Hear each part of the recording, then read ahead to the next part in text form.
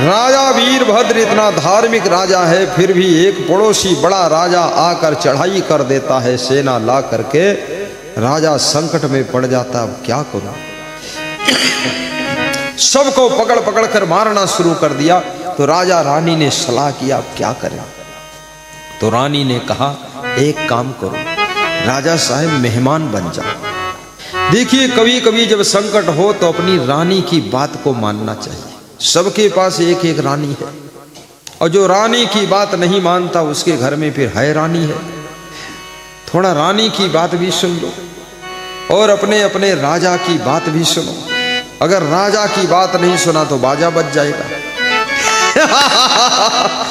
राजा रानी दोनों एक दूसरे की बात सुनना चाहिए। तो क्या हुआ? रानी ने कहा, मेहमान बन जाओ। तो राजा ने कहा, मेहमान कैसे बनूं? बोले, मेहमान जैसे कपड़े पहन लो, एक झोला हाथ में ले लो और पीछे पीछे हम चलेंगे।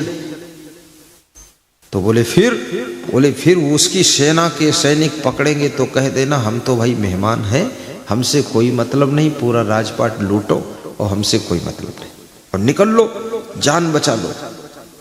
याद रखना, जहां पर जान पर खतरा हो तो पूरा धन जमीन भी छोड़ देना चाहिए।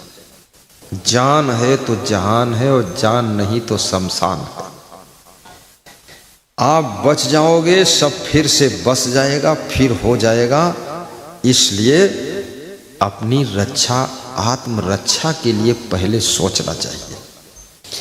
घर भी ऐसी जगह बनाओ जहां सुरक्षित स्थान हो, सस्ता भी मत देखो, अच्छी कॉलोनी हो, ऐसी सोसाइटी हो जहां सिक्योरिटी, सेफ्टी, ब्यूटी, ये सब होना चाहिए। भले थोड़ा महंगा पड़े, ऐसी जगह घर मत बनाओ जहां खतरा ज्यादा है। सुरक्षा ये सबसे जरूरी है। राजा मेहमान बन गया और मेहमान बन करके रानी के साथ में चल दिया। अब देखिए आगे क्या होता है। रानी नृपति अतिथि के भेषा, भागी बचे काहू नहीं पेशा। आए एक नगर के माही, देव का मात्र रहे ढिग नाही। निशाय अचानक नगर लुटायो, कैद कीन जही पकड़े पायो। रात में आक्रमण हुआ और जिसको पाया उसको कैद कर लिया। राजा रानी अतिथि का भेष बनाकर जान बचाकर निकल गए। उनके पास में एक लोटा और रस्सी भी नहीं था, खाली हाथ गए। देखिए,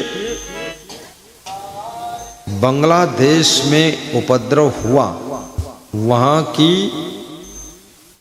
जो मुख्य प्रधानमंत्री थी, क्या नाम था उसका? हसीना, शेख हसीना, जान बचाकर भागना पड़ा। अफगानिस्तान में उपद्रव हुआ, वहां के जो राष्ट्रपति थे, मेरे को नाम नहीं मालूम उसको भी जान बचाकर भागना पड़ा। सीरिया में उपद्रव हुआ, वहां के भी प्रधानमंत्री राष्ट्रपति को जान बचाकर भागना पड़ा। लंका में उपद्रव हुआ, वहां के प्रधानमंत्री राष्ट्रपति को सब छोड़कर जान बचाकर भागना पड़ा। खूब अच्छा अच्छा बेडरूम बनाया था, अरे मुड़ के नहीं देखा बेडरूम की, भागो ने रूम तो अलग ही रही जाए। ये उनकी कथा है, जो प्रधानमंत्री थे, राष्ट्रपति थे, उनकी दशा है। इसलिए नेताओं को भी सावधान रहना चाहिए, बहुत मनमानी नहीं करना चाहिए, कि जनता जब भड़केगी तो बचोगे नहीं। सावधान, बड़ी क्षमता नम्रता से ही शासन चल सकता है। अभी राजा वीरभद्र और उनकी पत्नी दोनों अतिथि का भेष बनाकर निकल गए। मन में विचार किया, अब कहाँ जाऊं, क्या करूं। अब देखिए आगे की घटना क्या होती है।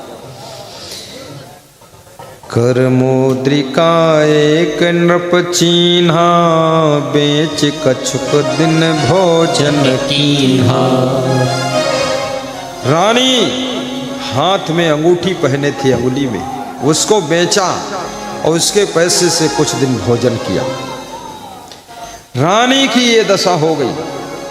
भाग कब कितना किधर पलट जाए, उलट जाए, क्या हो जाए, इसलिए हर स्त्री को भी सावधान रहना चाहिए। इसीलिए स्त्रियों को अंगूठी पहनाई जाती है, गले में हार पहनाया जाता है। कभी आपदा आ जाए तो पति पत्नी निकल लो तो कम से कम कभी अंगूठी बेचकर भोजन करिए, और कभी पायल बेचकर करिए, और कभी नथुनी बेचिए, कभी कुंडल बेचिए, कभी गले का हार बेचिए, एक मकान बनाइए, कैसे जान बचाइए, गुजारा करिए। इसलिए अपनी स्त्री को अच्छे गहने भी पहना देना चाहिए। राजस्थान के पुरुष लोग भी गहना पहनते हैं, कान में कुंडल पहनते हैं। मैंने कहा ये तो स्त्री पहनती, तो बोले क्या स्त्री से कोई कम हूं मैं? गले में अब यूपी के भी सब पुरुष लोग गले में जंजीर पहनते हैं, आधा आधा किलो की जंजीर। गुजरात के पुरुष लोग पहनने लगे सोने की जंजीर। तो मैंने कहा क्यों? अरे बोले कहीं गड़बड़ हो जाए, भागना पड़े तो जंजीर बेचकर खर्चा तो चलेगा, इसलिए थोड़ा सा। लेकिन मैं अपने गुरु से ऐसा आशीर्वाद मांगता हूं कि आपकी जिंदगी में कभी गड़बड़ हो ही ना, ठीक ठाक चलता है। रानी नृपति अतिथि के भेषा, भागी बचे का हो नहीं पेशा।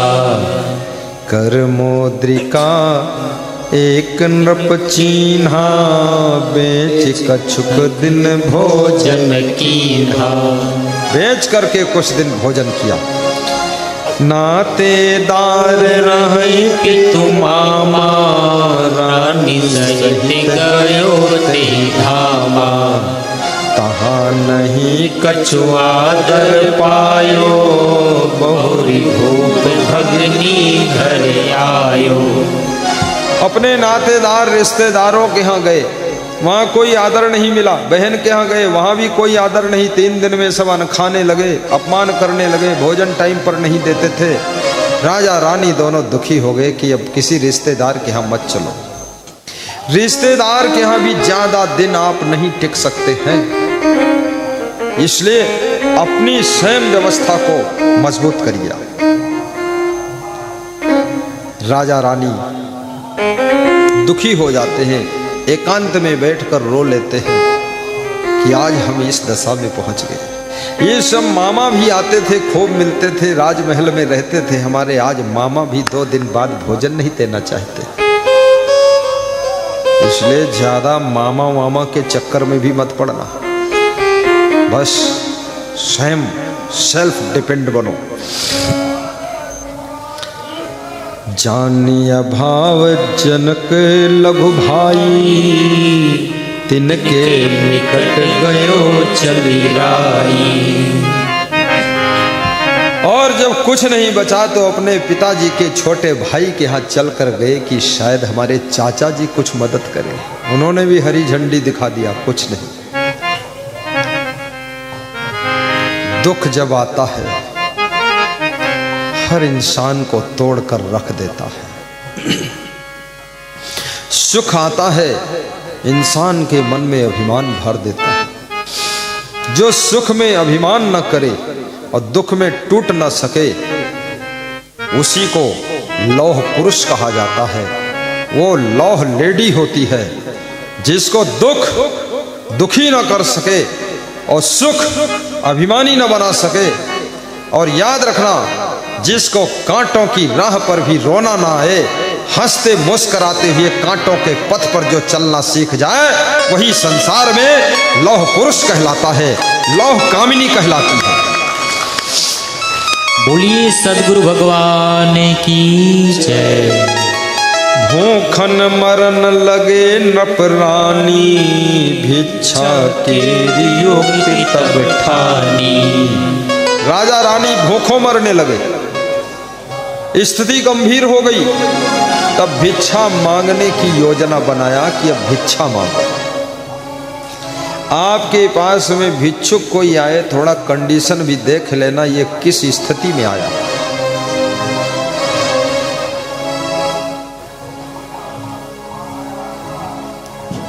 राजा रानी भीख मांगने की योजना बना रहे थे।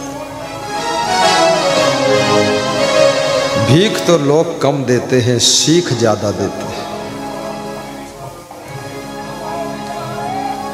और कितने भिखारियों ने भीख मांगना तो धंधा ही बना लिया। अब उनको भीख मांगने में ही आनंद आ रहा है। भीख मांगने की आदत मत बनाइए और दाता बन करके जिंदगी जियो और हमेशा प्रेम और करुणा हृदय में भरी रहनी चाहिए।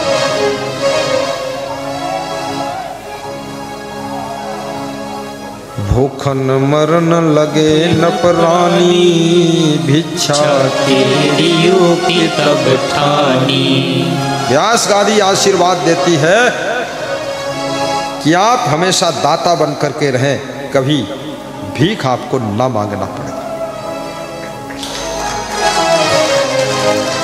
घर घर भिक्षा करई भुआरा, तन पर बसन न जुरई आहारा।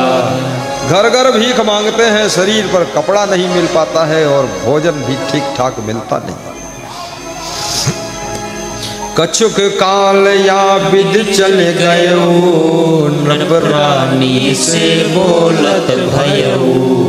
कुछ दिन इस तरह से बीते, फिर राजा ने अपनी रानी से एक दिन कहा कि इस तरह भीख मांगकर कब तक गुजारा करेंगे। तो रानी ने कहा तो कौन उपाय है?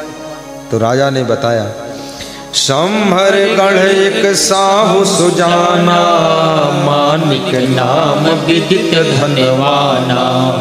संभर गढ़ में एक मानिक शाह नाम के सेठ जी रहते हैं। वह सबका पुण्य खरीदते हैं और पुण्य के बदले धन देते हैं। तो रानी ने कहा, अच्छा ऐसा है तो आप जाओ ना, अपना पुण्य थोड़ा बेच लो, अब कुछ बचा नहीं, पुण्य बेचो। तो राजा ने कहा, जाऊं कैसे? रास्ते का भी कुछ खर्चा नहीं है, रास्ते में क्या खाऊंगा? तो रानी बुद्धिमान थी, उसने कहा, मैं पड़ोसियों के यहाँ से कुछ मांग लाऊंगी, रास्ते के लिए दे दूंगी, खा लेना, पुण्य बेचकर आ जाना पैसा लेकर। बेचन पुण्य जात जो कोई, मानिक साहु लेत है सोई। कागज पर लिख तुला चढ़ावे, ताही बराबर सोन देवावे। मानिक चंद शाह पुण्य को कागज पर लिखवाता है, धर्म तुला पर चढ़ाता है, जितना वजन पुण्य होता है उतना वजन सोना दे देता है। तो जाओ राजा साहब जाओ। कैसे जाऊं, क्या करूं? रानी दौड़कर जाती है, पड़ोसियों के यहाँ से थोड़ा आटा मांग लाती है, थोड़ा नमक मांग लाती है, पोटली में बांध कर दे देती है कि रास्ते में भूख लगे तो आटा की भौरिया बनाकर, बाटी बनाकर खा लेना और चले जाना। जहाँ सुमति तहाँ संपत्ति नाना, जहाँ कुमति तहाँ विपत्ति निधाना। देखिए राजा रानी में सुमत है तो फिर संपत्ति आने वाली है, जुगाड़ बन गया। राजा तामे कछुक बेच लई आओ, पहिरो बसन पेट भरी खाओ। हे राजा, पुण्य बेच करके और वहां से धन ले आइए, अच्छे कपड़े पहनिए और पेट भर खाइए और जिंदगी रहेगी तो फिर पुण्य कर लेंगे। तो राजा, जो जग में तनु रही हमारा, करब दान पुण्य बहुत अपारा। जिंदा रह जाएंगे तो हम पति पत्नी फिर दान खूब करेंगे, पुण्य कमा लेंगे, लेकिन अब परिस्थिति बहुत दुखद है तो बेच लो जाकर पुण्य।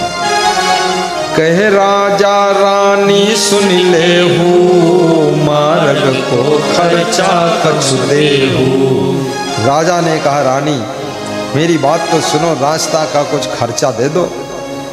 तो रानी ने कहा, और खर्चा कुछ नहीं, पैदल चले जाओ, पैसा है नहीं। बस आटा और नमक ले लो, बाटी बनाकर खा लेना।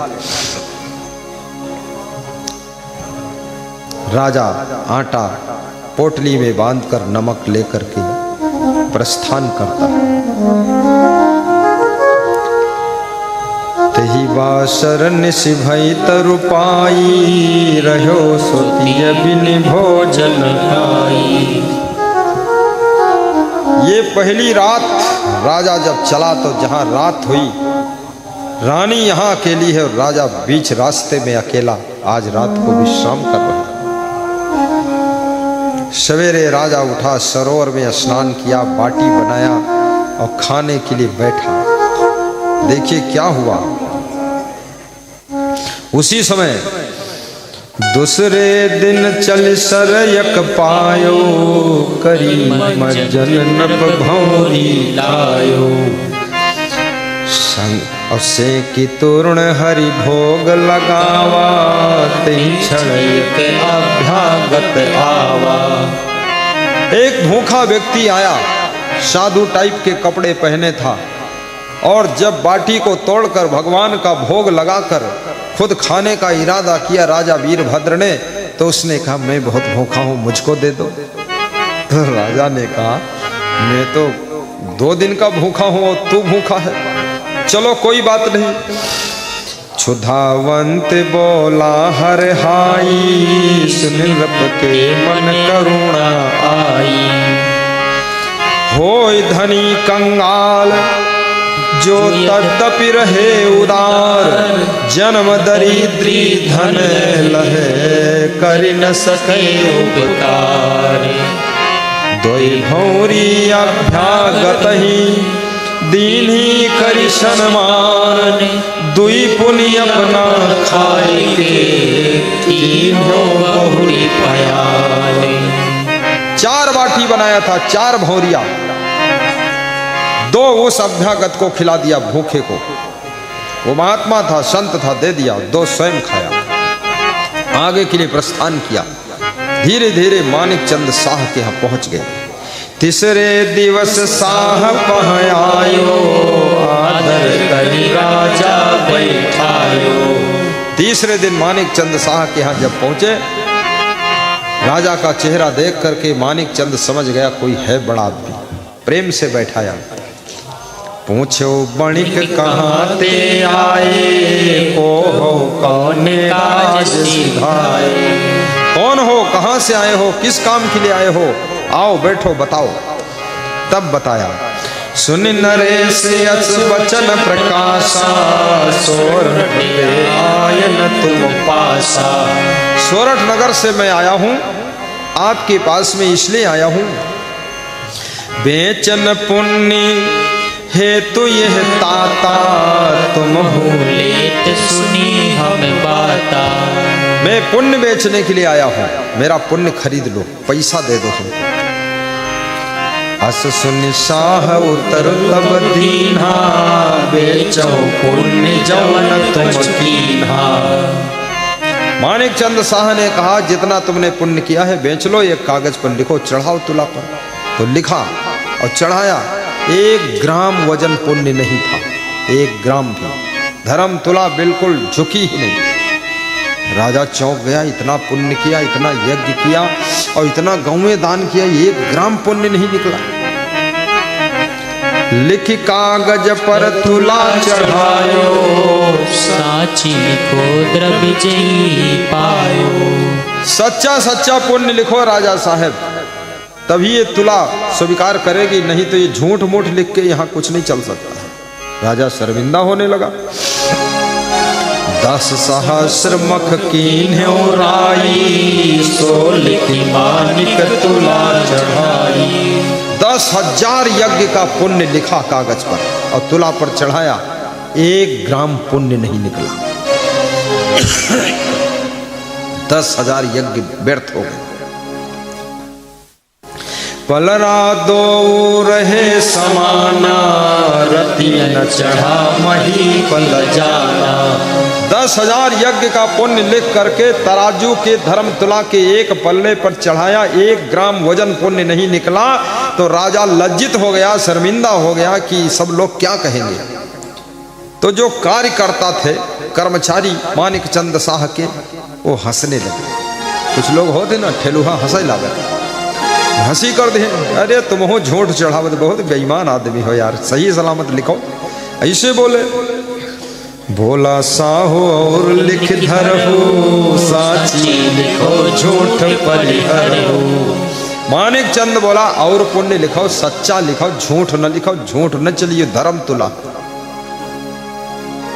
राजा बड़ा शर्मिंदा हुआ, दुखी हुआ। हेम गौ गजबाज दीन हो कन्यादान जो, तुला चढ़ायो राज सो सब बिरथा भयो। सोना चांदी सब दान दिया था, कन्यादान भी किया था, बहुत बेटियों के विवाह करवाया, सब पुण्य एक साथ लिखा और चढ़ाया, 1 ग्राम पुण्य का वजन नहीं था।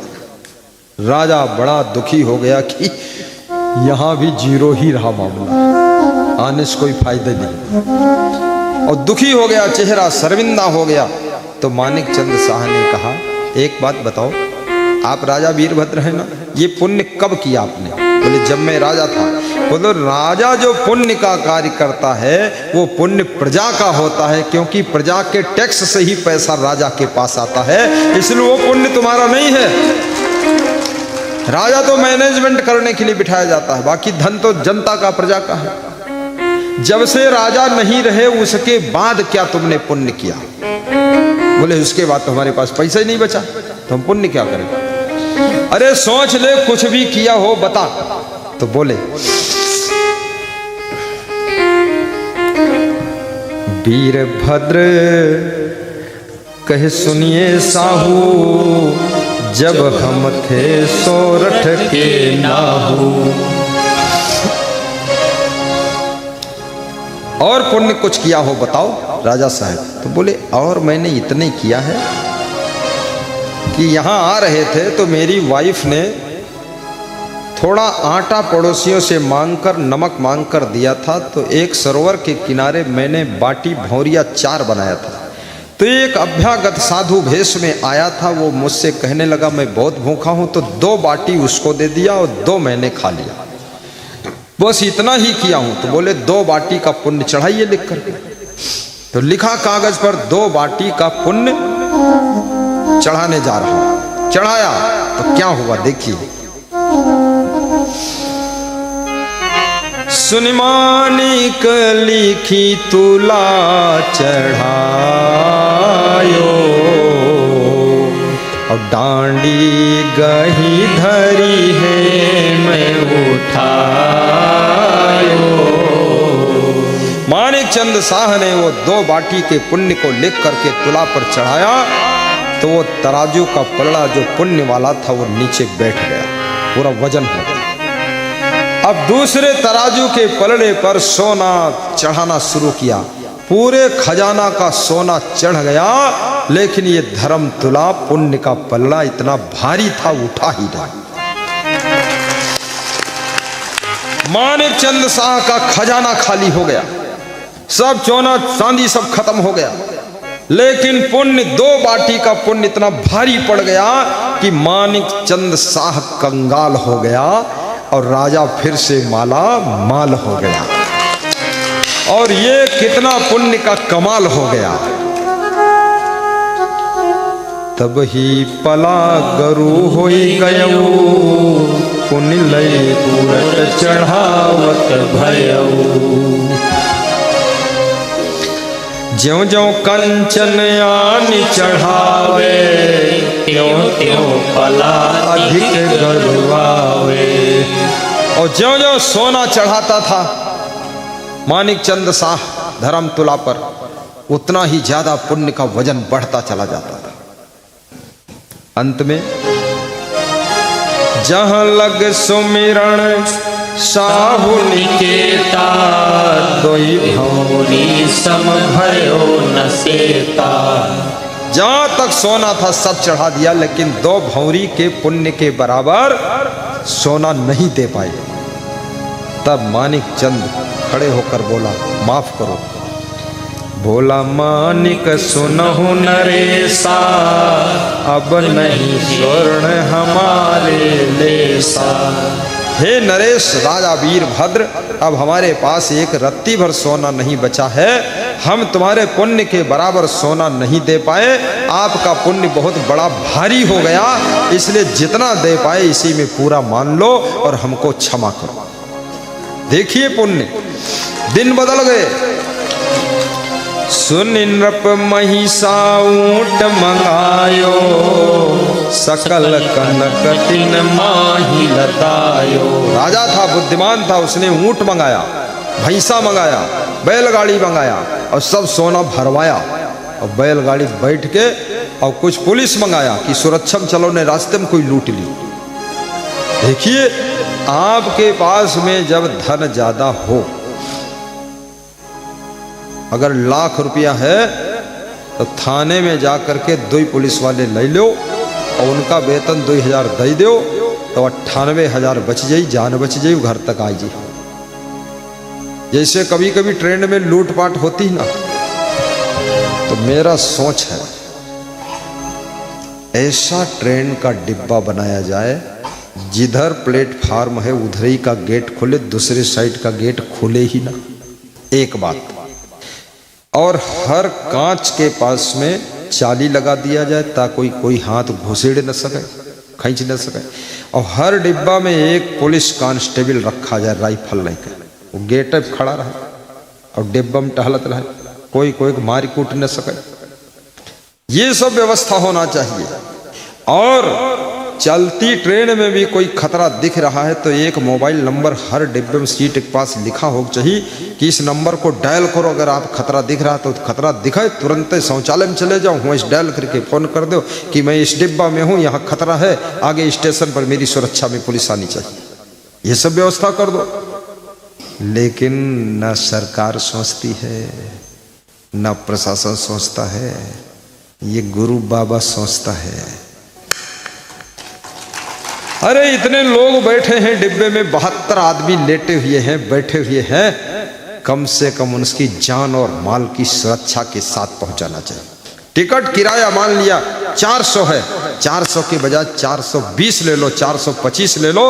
अब 70 आदमी से 20-20 रुपये ज्यादा लोगे, 1400 ज्यादा मिल जाएगा। 1400 में 2 कांस्टेबल 12 घंटे 24 घंटे काम करेंगे तो उनकी ड्यूटी उसी डिब्बे में कर दो, 20 रुपया और ले लो, लेकिन जान माल सुरक्षित होना चाहिए। वहां लूटपाट हो रही, खीसे काट, ड्यूटी लगा दो, फिक्स रूप से इस डिब्बे में तुमको चलना।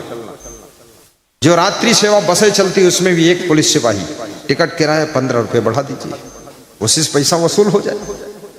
कम से कम यात्री निश्चिंत रहे।